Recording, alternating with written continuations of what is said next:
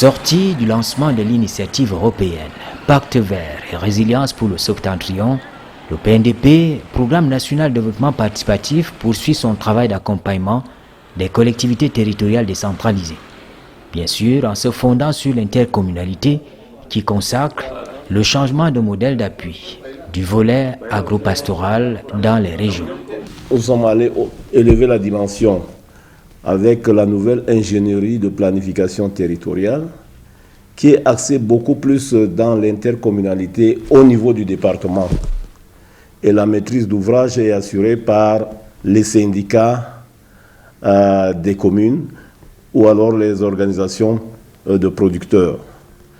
Deuxième évolution, c'est qu'avec le plan territorial de développement, nous nous focalisons beaucoup plus sur le programme technique numéro 2, à savoir le développement de la promotion économique et de la protection de l'environnement. Déjà, le volet agropastoral de PNDP est un financement de l'Union européenne, du Fonds européen de développement pour être plus précis, qui couvre 4 régions, l'Est, la Damawa, le Nord et l'extrême Nord. C'est une approche nouvelle parce que la planification territoriale qui est au cœur de l'opération est une planification nouvelle au Cameroun. Le PNDP a essayé de tester, est en train de tester d'ailleurs. Et ces tests ont commencé par une étude sur l'ingénierie de planification dans la Damawa et précisément dans le Mbéré. Et pour l'ensemble des 4 régions, c'est 13 départements qui sont concernés. Et le département du Mbéré a fait l'objet de la phase pilote.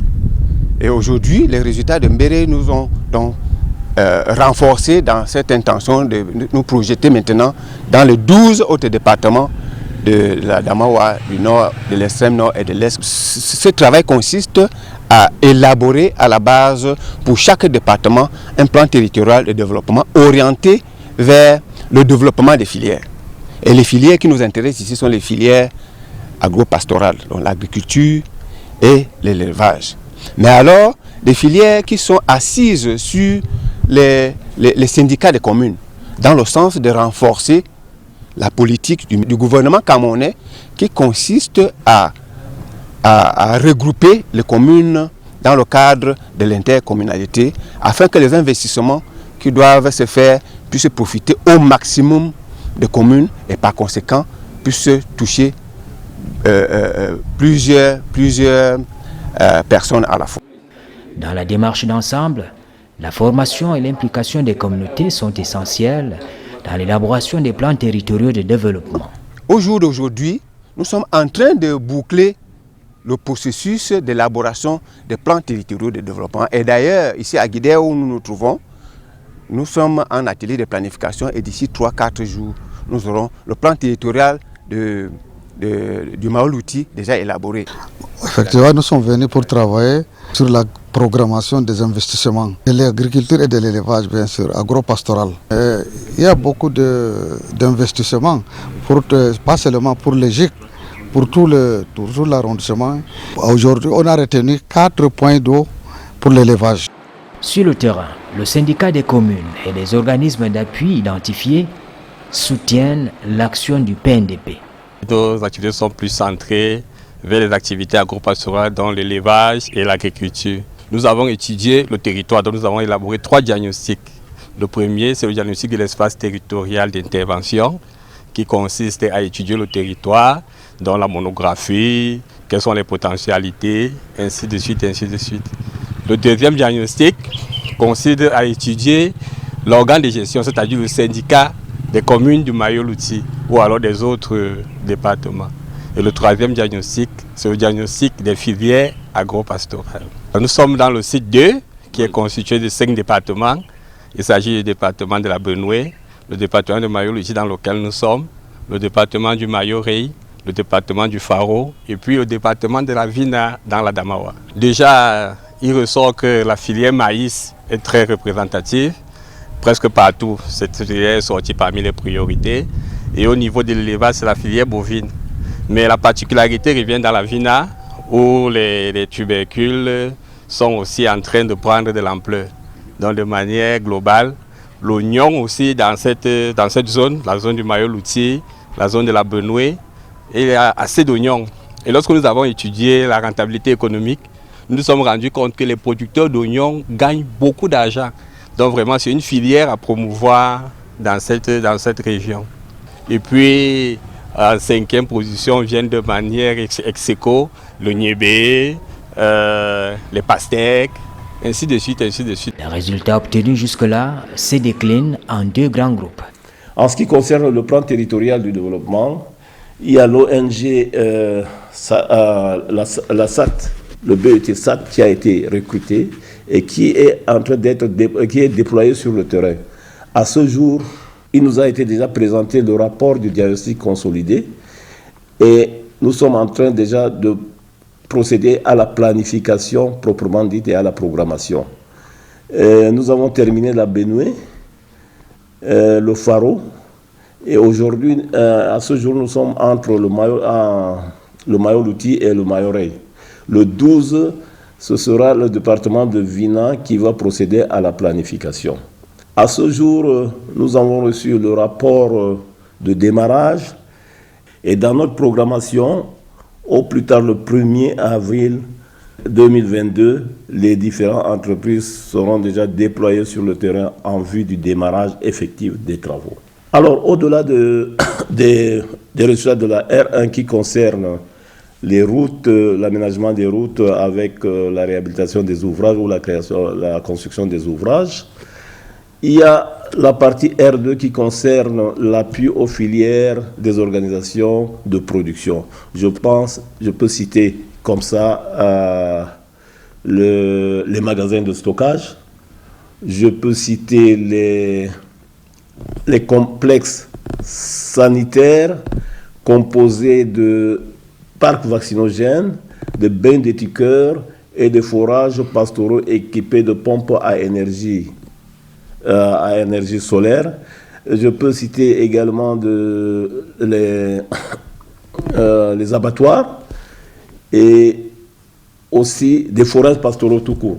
Les villes et communes bénéficiaires ressentent déjà les effets du changement de paradigme. Le projet qu'on vient de choisir, c'est la route Carrefour-Mbadjouma B, long de 15 km. Sur cette route-là, il y a tellement des agriculteurs autour de cette route qu'ils n'arrivaient pas à sortir leurs produits dans les marchés, par exemple, pour les amener à Pitowa ou bien à l'extrême nord au Nigeria. Ça fait 6 ans qu'on avait sorti le projet avec le PNDP, mais malheureusement les moyens n'ont pas suivi. C'est maintenant que, Dieu merci, ça a mordu et qu'ils ont trouvé nécessaire pour surtout faire relier Reibouba, Bibemi, Pitowa, Dembo, Marwa, ainsi de suite, à travers une rivière qui nous causait tant de problèmes.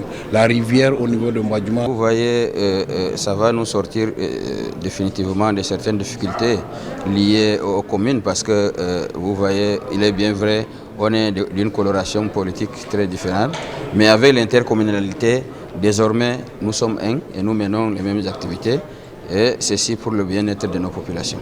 Le PNDP a eu à faire des salles de classe, les équiper en table-banc, notamment à Moré-Singaï, je crois à De Belzé, à Pelgué. Mais cette année également, nous allons bénéficier d'un forage, je crois, un forage à Captamoré. Nous avons également bénéficié d'un forage à énergie solaire à Biou, mais également avec des latrines, de nombreuses latrines que je ne peux même pas, la liste est longue, et également des salles de classe qui seront équipées. Grâce au PNDP, nous avons bénéficié de beaucoup d'ouvrages, notamment un forage pastoral à énergie solaire à Cossol-Dener, certainement qui va non seulement aider les populations riveraines, mais également les animaux. Mais également, il y aura le désenclavement de bassins de production, notamment la route Wurotara, Kerin-Figuil, avec un ouvrage de franchissement sur le Mayo Golomo qui pose d'énormes difficultés à la population, que ce soit en saison sèche ou en saison de pluie. Mais également, l'aire d'abattage de Maïoulo sera réhabilitée. Donc, désormais, à Maïoulo, les gens vont manger une viande saine, digne de son nom, avec toutes les commodités possibles. Sur le plan stratégique, après les diagnostics qui permettent de manière très claire d'identifier les priorités des populations, nous avions déjà identifié les idées des projets. Et au jour d'aujourd'hui, les consultants qui doivent nous élaborer les études de faisabilité sont déjà sur le terrain.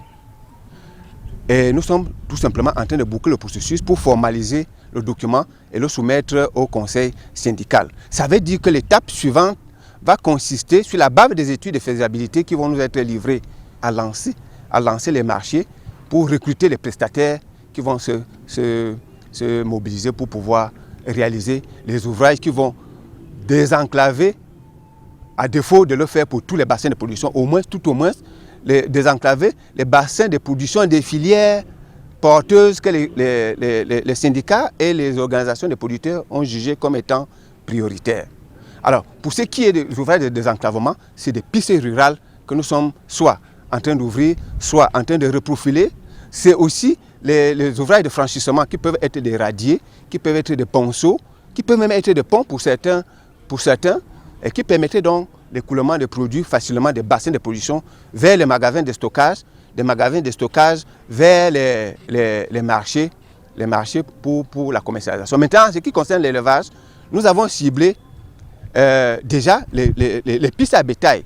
Et quand on parle de pistes à bétail, nous avons le long de ces pistes des ouvrages comme les points d'eau, comme les parcours naturels, dont les pâturages, comme les parcs vaccinogènes. Bref, toutes les infrastructures qui concourent à maintenir les animaux en santé. Le principe d'intercommunalité adopté garantit l'élaboration de véritables projets de développement économique, d'aménagement ou d'urbanisation adossés sur des prestations concrètes.